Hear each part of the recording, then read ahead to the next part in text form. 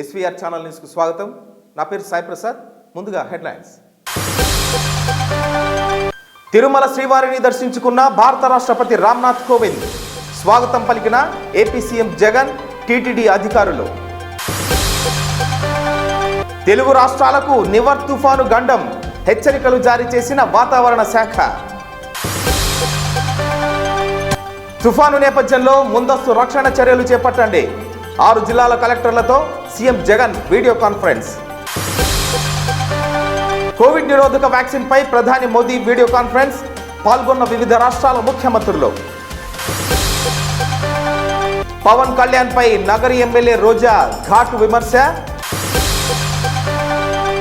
TDP నేత జేసీ పవన్ రెడ్డి అరెస్టుకు పోలీసుల యత్నం, అనంతలో ఉద్రిక్తత. భారత ప్రథమ పౌరులు రాష్ట్రపతి రామ్నాథ్ కోవింద్ ఈరోజు తిరుమల శ్రీ వెంకటేశ్వర స్వామి వారిని కుటుంబ సభ్యులతో కలిసి దర్శించుకున్నారు.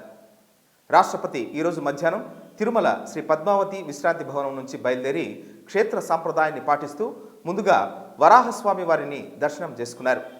వీరితో పాటు రాష్ట్ర గవర్నర్ విశ్వభూషణ్ హరిచందన్ కూడా ఉన్నారు.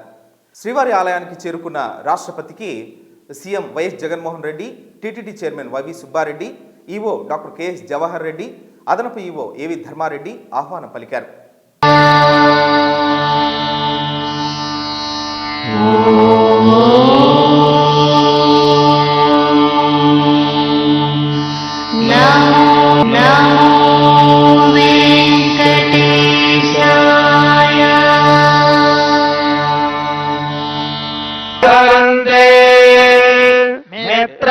क्षत्रं क्षत्रपतिः क्षत्रमस्मिन् यज्ञे यजमानाय ददातु स्वाहा इन्द्रो बलं बलपतिः बलमस्मिन् यज्ञे यजमानाय ददातु स्वाहा बृहस्पतिर्ब्रह्म ब्रह्मपतिः ब्रह्मास्मिन् यज्ञे यजमानाय ददातु स्वाहा सविता राष्ट्रगो राष्ट्रपतिः राष्ट्रमस्मिन् यज्ञे यजमानाय ददातु स्वाहा वृषशैलाधिपये देवतन्नः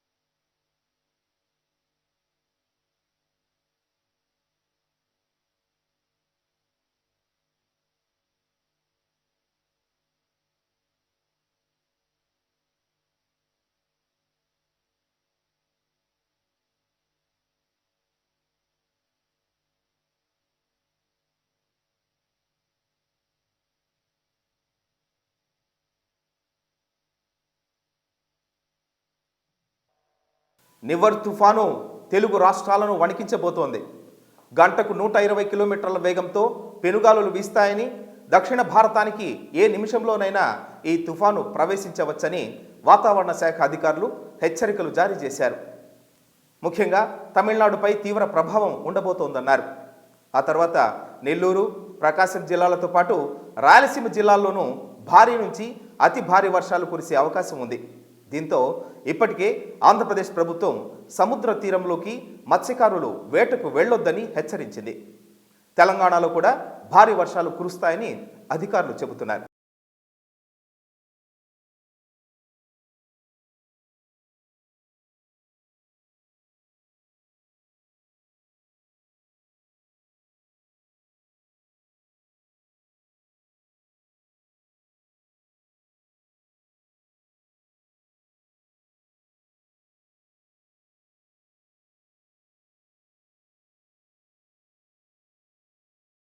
నివర్ తుఫాన్ నేపథ్యంలో తీసుకోవాల్సిన చర్యలపై రాయలసీమ, నెల్లూరు, ప్రకాశం జిల్లాల కలెక్టర్లతో సీఎం వైఎస్ జగన్మోహన్ రెడ్డి ఈరోజు వీడియో కాన్ఫరెన్స్ నిర్వహించారు. ఈ సందర్భంగా ముఖ్యమంత్రి మాట్లాడుతూ ముందు జాగ్రత్తగా ఆయా జిల్లాల్లో తుఫాను పరిస్థితిని అంచనా వేయాలన్నారు. అన్ని రకాల రక్షణ చర్యలు చేపట్టాలని కలెక్టర్లను సీఎం ఆదేశించారు.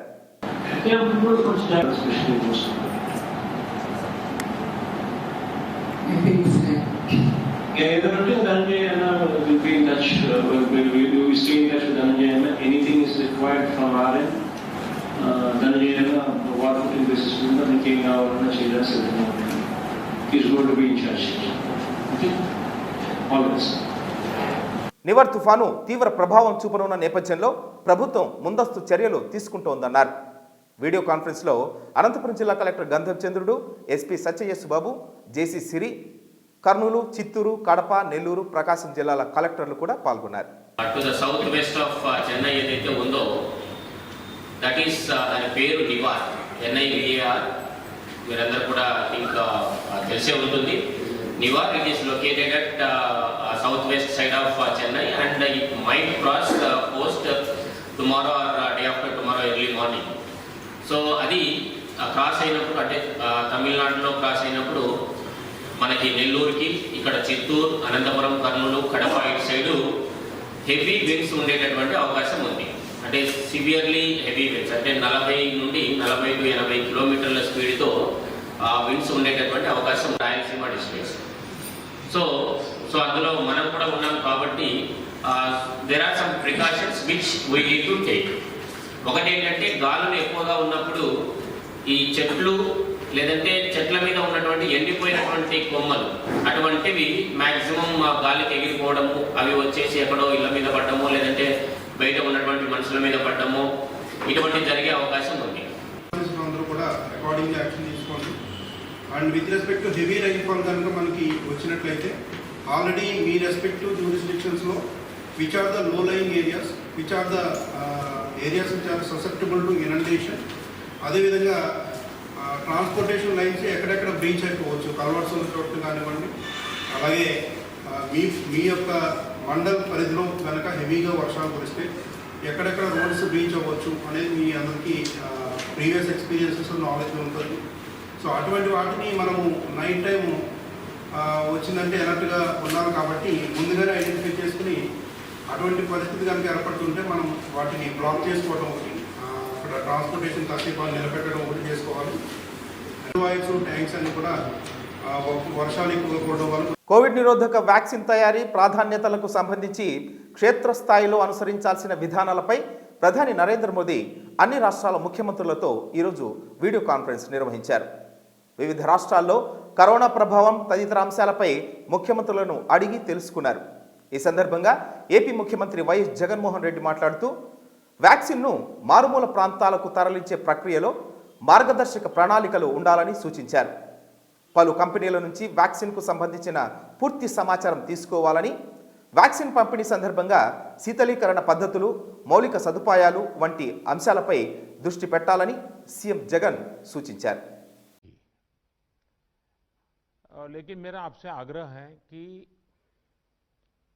अब तक जो कुछ भी चर्चाएं डिस्कशन हुआ है उसमें सभी राज्य इन्वॉल्व है, अफसर लेवल पे इन्वॉल्व है, दुनिया के अनुभवों को भी शेयर, लेकिन फिर भी मुख्यमंत्रियों का अपना एक विशेष अनुभव होता है.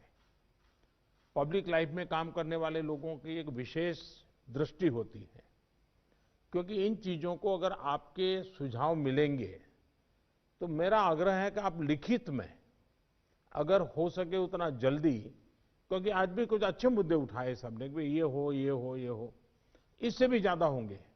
ये अगर मिल जाएंगे तो हमें अपनी स्ट्रेटेजी वर्कआउट करने में सुविधा होगी. और ये कोई किसी पे थोप नहीं सकता है.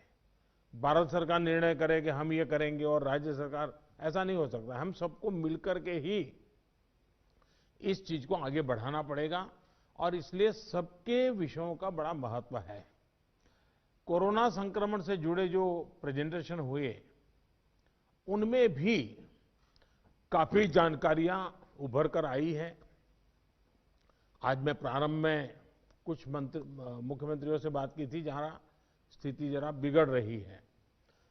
जहाँ तक वैक्सीन का सवाल है, वैक्सीन की स्थिति और डिस्ट्रीब्यूशन को लेकर भी जो कुछ भी चर्चाएं हुई हैं, एक प्रकार से मीडिया में जो चलता है वो अलग चीज़ होती है। हमें तो इन चीज़ों को ऑथेंटिकली ही आगे बढ़ना पड़ेगा, क्योंकि हम सिस्टम का हिस्सा है। लेकिन फिर भी काफी चित्र स्पष्ट हुआ है। एक समय था जब हम सभी के सामने चुनौती एक अनजान ताकत से लड़ने की थी, लेकिन देश के संगठित प्रयासों ने इस चुनौती से मुकाबला किया, नुकसान को कम से कम रखा। आज रिकवरी रेट और फर्टिलिटी रेट दोनों ही मामलों में भारत दुनिया के अधिकतर देशों से बहुत संभली हुई स्थिति में है। పవన్ కళ్యాణ్ హైదరాబాద్లో అమ్ముడుపోయి తిరుపతి సీటు కోసం ఢిల్లీలో కూర్చున్నారని APIIC chairman Nagari MLA RK Roja విమర్శించారు. రాష్ట్రపతి రామ్నాథ్ కోవింద్కు స్వాగతం పలికిన అనంతరం విమానాశ్రయ ఆవరణంలో రోజా మీడియాతో మాట్లాడారు.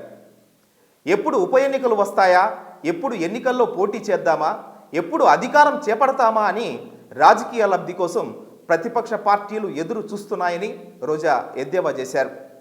బీజేపీ, జనసేన ఉనికి ఆంధ్ర రాష్ట్రంలో లేదని ఆమె తెలిపారు. ఎవరు ఎన్ని కుట్రలు పన్నినా తిరుపతి ఉప ఎన్నికల్లో వైఎస్ఆర్సీపీ ఘన విజయం సాధిస్తుందని ఆర్కే రోజా ధీమా వ్యక్తం చేశారు. నేను ఒకటే చెప్పగలను, ఎప్పుడు ఉప ఎన్నికలు వస్తాయా, ఎప్పుడు ఎన్నికల్లో నించుందామా, ఎప్పుడు అధికారాన్ని కైవసం చేసుకుందామా అన్న రాజకీయ లబ్ధి కోసమే ఈరోజు ప్రతిపక్ష పార్టీలన్నీ కూడా ఈ రాష్ట్రంలో ప్రయత్నం చేస్తున్నాయి అనేది స్పష్టంగా అర్థమవుతుంది. ఇక్కడే కాదు, తెలంగాణలో కూడా అదే పరిస్థితి. అంటే అక్కడ కేసీఆర్ గారు కానీ, ఇక్కడ జగన్మోహన్ రెడ్డి గారు గారిని ఎలాగైనా వాళ్ళని తొక్కేసి సీట్లు కైవసం చేసుకోవడానికి ఒక పారదర్శకమైన రాజకీయాలు చేయకుండా ఒక కుట్రపూరితమైన రాజకీయాలు, ఒక నీతిమాలిన రాజకీయాలు చేయాలన్న ప్రయత్నం ఈరోజు మనం కళ్ళారా చూస్తున్నాం. ఎందుకంటే పార్టీ పెట్టిన పవన్ కళ్యాణ్ గారు ఎన్నికలకు పోకుండా ఆ రోజు బీజేపీకి, తెలుగుదేశానికి ఎలా సపోర్ట్ చేశాడు, వాళ్ళని గెలిపించమని కోరుకున్నాడో మనం చూసాం. ఎవరైనా పార్టీ పెడితే తమ సిద్ధాంతాలతో ప్రజల్లోకి వెళ్ళాలి కానీ వేరే పార్టీలకు ఓట్లేయమన్న వాళ్ళు పార్టీ పెట్టడం ఎందుకండి? ఈరోజు మళ్ళీ చూస్తే గ్రేటర్ ఎన్నికల్లో మేము తప్పుకుంటున్నాం, ఎందుకంటే బీజేపీ గెలవాలి, కేసీఆర్ గెలవకూడదు అంటాడు. అసలు ప్రజలు నిర్ణయించుకోవాలి ఎవరు మనకి కావాలి, ఎవరు వస్తే మన సమస్యలు తీరుతాయని. ఈరోజు అక్కడ వదిలేసినందుకు తిరుపతిలో సీటు కావాలని ఢిల్లీలో పోయి కూర్చున్నాడు పవన్ కళ్యాణ్. అంటే ఒకసారి మనం అర్థం చేసుకోవాలి వీళ్ళ క్యారెక్టర్స్ ఏంటి, ప్రజల పట్ల వీళ్ళకున్న చిత్తశుద్ధి ఏంటి. అలాగే తెలంగాణలో బీజేపీకి కొంచెం పట్టు ఉందేమో కానీ ఆంధ్రాలో ఎప్పుడూ కూడా పట్టు లేదు. సో అన్ని పార్టీలు కలిసి సపోర్ట్ ఒకటిగా ఎన్నికలకు పోయినప్పుడు 2-3 సీట్లు వచ్చాయేమో కానీ ఇండివిజువల్గా నించున్నప్పుడు బీజేపీకి ఈ రాష్ట్రంలో ఎప్పుడు కూడా సీట్ వచ్చే పరిస్థితి లేదు. అండ్ ముఖ్యంగా తిరుపతిలో మీరు చూస్తే ఎంపీగా వైఎస్ఆర్సీపీ గెలిచిన వ్యక్తి మరణించడం వల్ల వచ్చిన ఎన్నిక ఇది. అండ్ 2019లోనే జగన్ గారి మీద అంత నమ్మకం పెట్టుకున్న ప్రజలు ఈ 16 నెలల్లో ఈ దేశంలో ఏ ముఖ్యమంత్రి చేయనటువంటి విధంగా అనేక సంక్షేమ కార్యక్రమాలు చేసి మరి దేశంలోనే బెస్ట్ సీఎంలో 3వ స్థానం సంపాదించారు. ఈరోజు ప్రజలందరికీ కూడా డైరెక్ట్గా వారి అకౌంట్లో మరి ఈ కోవిడ్ సమయంలో కూడా ఆయన సపోర్టివ్గా ఆర్థికంగా కానీ సామాజికంగా కానీ అన్ని రకాలుగా కూడా ప్రజలకి అండగా ఉండటం ప్రజలందరూ గమనించారు. కాబట్టి ఘంటాపరంగా నేను చెప్పగలను, వైఎస్ఆర్సీపీ అభ్యర్థి ఈ తిరుపతి ఎంపీగా గెలవబోతున్నారు. ఎవరు ఎన్ని కుట్రలు పన్నా, ఎవరు ఎన్ని డాన్సులు వేసినా, ఎవరు ఎన్ని వాళ్ళ పచ్చ ఛానల్లో ఎన్ని చూపించుకున్నా కూడా ప్రజలు నమ్మే పరిస్థితి లేదు. దళిత మైనారిటీ వర్గాలపై జరుగుతున్న దాడులకు నిరసనగా గళం విప్పితే అరెస్టు చేస్తారా అంటూ Telugu Desam party Anantapur parliamentary in-charge JC Pawan Reddy ఆగ్రహం వ్యక్తం చేశారు. ఈరోజు సాయంత్రం అనంతపురం గుల్జార్పేటలోని తన స్వగృహం నుంచి ర్యాలీని నిర్వహిస్తున్న జేసీ పవన్ను పోలీసులు అనుమతి లేదన్న కారణంతో అరెస్టు చేసేందుకు ప్రయత్నించారు. ఈ సందర్భంగా టీడీపీ కార్యకర్తలు, జేసీ పవన్ అభిమానులు వందల సంఖ్యలో అక్కడికి చేరుకున్నారు. దీంతో తీవ్ర ఉద్రిక్త వాతావరణం నెలకొనింది. పవన్ పోలీసుల తీరుపై ఆగ్రహం వ్యక్తం చేశారు. ఆ తర్వాత 2 టౌన్ పోలీసులు పవన్ను స్టేషన్ వద్దకు తీసుకెళ్లారు. పార్టీ కార్యకర్తలు, అభిమానులు అక్కడికి కూడా చేరుకుని పోలీసు వాహనంపైకి కూడా ఎక్కి పోలీసులతో తీవ్ర స్థాయిలో వాగ్వాదానికి దిగారు. ఈ సందర్భంగా జేసీ పవన్ కుమార్ రెడ్డి మీడియాతో మాట్లాడుతూ తాను ప్రజాస్వామ్య పద్ధతిలోనే నిరసన వ్యక్తం చేస్తూ ఉంటే పోలీసులు అరెస్టు చేసేందుకు ప్రయత్నించడం సరికాదన్నారు. కార్యకర్తలు, అభిమానులకు పవన్ సర్ది చెప్పడంతో ఉద్రిక్త వాతావరణం సద్దుమణిగింది.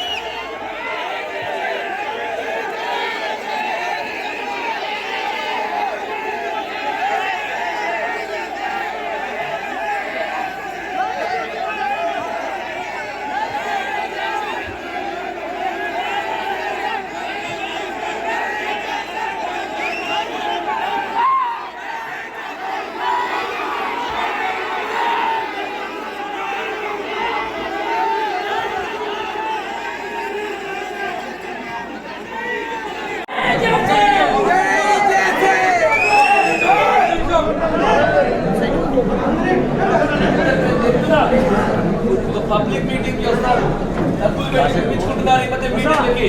అట్లా కాకుండా నాతో యూత్